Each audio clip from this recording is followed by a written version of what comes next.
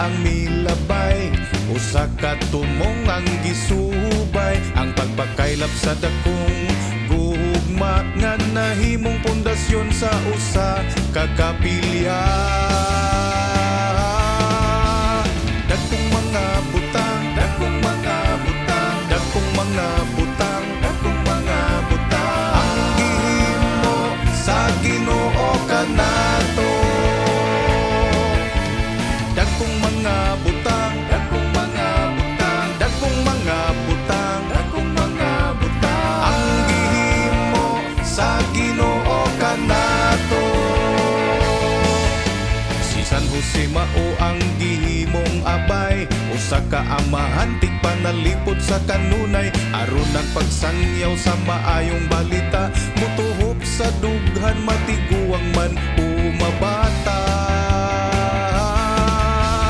Dakong mga butang, dakong mga butang, dakong mga butang, dakong mga butang ang gihimo sa Ginoo kanato. Dakong mga butang, dakong mga butang, dakong mga butang, dakong mga butang ang gihimo sa Ginoo kanato.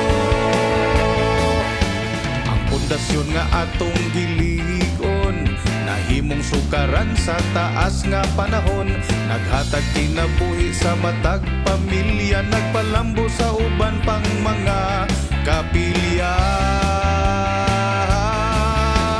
Dakong mga butang, dakong mga butang, dakong mga butang, dakong mga butang ang gihimo sa Ginoo kanato. Dakong mga butang, dakong mga butang, dakong mga butang, dakong mga butang ang gihimo sa Ginoo kanato. Ang pag-ampo ug pagtabang atong ipadayon, isip tupad sa tagsa-tagsa kang misyon, uban sa kalibay ipaambita ang grasya, aron ang gugma magpabilin sa atong parokya.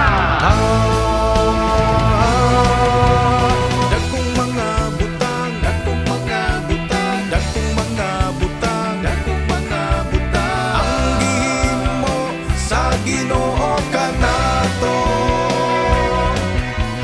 Dakong mga butang, dakong mga butang, dakong mga butang, dakong mga butang ang gihimo sa Ginoo kanato.